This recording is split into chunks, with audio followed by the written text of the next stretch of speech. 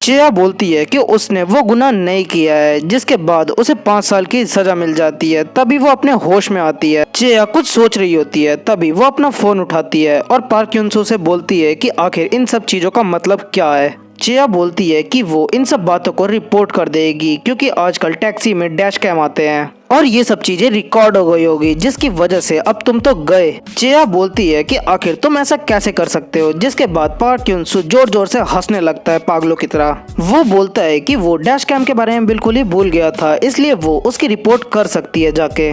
Park यून-सो बोलता है कि तुम रिपोर्ट नहीं कर सकती, क्योंकि मेरे अलावा उस टैक्सी के अंदर सिर्फ तुम ही थी और सारा शक मेरे बाद तुम ही पे जाएगा। और वो हंस रहा होता है ये सब बोलते हुए। तो चिया बोलती है कि मुझे नहीं पता कि आखिर तुम ये सब क्यों कर रहे हो, पर मैं अपनी टैक्सी को खुला छोड़ रही हूँ, इसलिए तुम अपना लगेज लेके जा सकते हो। चिया ये सब बातें तो बोलती है, पर उसे काफी ज्यादा गुस्सा आ रहा होता है, जिसके बाद वो अपना डैश कैम चेक करने जाती है, जहाँ पे वो पार्क यून-सो की रिकॉर्डिंग देख सके। पर जब वो रिकॉर्डिंग देखती है तो वो एकदम हैरान हो जाती है, क्योंकि उसके अंदर वो अपने आप को तो देखती है, पर वो पार्क यून-सो को नहीं देख पाती। जिसके बाद हमें दिखाया जाता है शाम का सीन, जहाँ पे चिया ग्लव्स और शवल लेके कहीं पे जा रही होती है। चिया अपने आप से बोलती है कि वो ये सब कर रही है, क्या ये सब ठीक है? पर वो तभी अपने होश में आती है। वो बोलती है कि उसके पास सिर्फ यही एक तरीका है जिससे वो इस मैटर से बाहर निकल सकती है। चिया बोलती है कि उसके पकड़े जाने से पहले उसे इस चीज को ठिकाने लगा देना चाहिए। जिसके बाद वो एक बहुत बड़ा गड्ढा खोदती है और उसके अंदर उस सूटकेस को डाल देती है।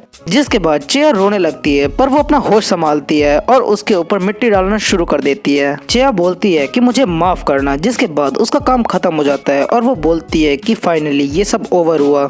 और तभी पार्क यून-सो चिया की फोटो खींच लेता है ये सब काम करते हुए, और वो एक कोल्ड स्माइल देता है चिया को। पार्क यून-सो बोलता है कि मुझे तुम्हारी वीकनेस मिल गई और तुम इसके अंदर बिल्कुल ही अलग पर्सन लग रही हो। जब मैं तुमसे चर्च में मिला था, और तुम कितनी बुरी हो कि तुम लाशों को अपने हाथों से दफना रही हो और तुम्हें ये तक नहीं पता चल रहा कि मैं तुम्हारे पीछे से वीडियो बना रहा हूँ। और नेक्स्ट सीन में चिया पार्क यून-सो के फोन पे किक करती है, जिसकी वजह से उसका फोन काफी दूर जाके गिरता है। चिया उस फोन की तरफ बहुत तेजी से बढ़ने लगती है, पर पार्क यून-सो अपनी स्पीड का फायदा उठाता है और वो चिया को नीचे गिरा देता है। चिया उस फोन की तरफ फिर भी आगे बढ़ रही होती है और काफी कोशिशों के बाद चिया को उसका फोन मिल जाता है। तो पार्क यून-सो बोलता है कि अभी भी तुम्हारे पास एनर्जी बची है। जिसके बाद हमें दिखाया जाता है कि चिया बिल्कुल भी हिल नहीं पा रही होती है। यून-सो बोलता है कि ह्यूमंस ऐसे तरीके ढूंढते रहते हैं जिससे वो मुझे गुस्सा दिला सके और तुम इससे काफी अच्छे से रिलेट कर पाओगी।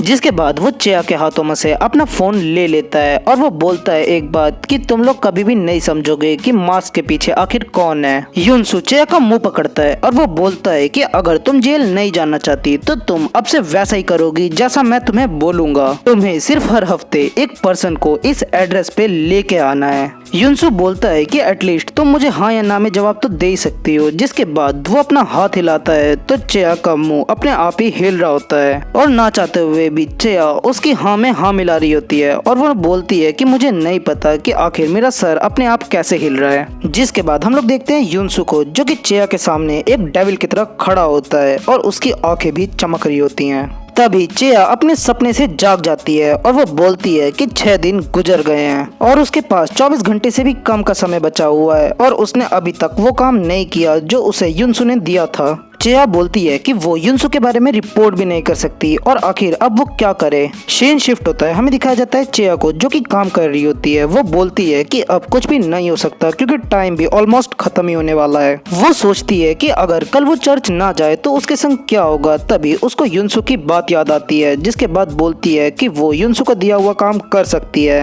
वो बोलती है कि ये कोई हार्ड टास्क नहीं है। तभी वो अपना होश संभालती है और वो बोलती है कि आखिर मैं क्या सोच रही हूँ। चिया बोलती है कि आखिर क्यों ये सब उसके संग हो रहा है। तभी उसकी कार में एक ड्रंक पैसेंजर एंटर करता है। चिया बोलती है कि उसने अपनी ड्यूटी खत्म कर ली है। वो ड्रंक पैसेंजर बोलता है कि तुम मुझे इसलिए मना कर रही हो क्योंकि मैंने पी रखी है। क्या तुम ऐसे ही अपने कस्टमर्स को हैंडल करती हो? और मुझे कुछ नहीं पता, मैं सोने जा रहा हूँ, तब तक तुम मुझे इल्चनडोंग तक ले चलो। चिया बोलती है कि क्या अभी आपने क्या कहा कि आपको कहाँ जाना है? तो वो पैसेंजर बोलता है कि क्या तुम बहरी हो? मैंने कहा कि मुझे इल्चनडोंग तक ले चलो।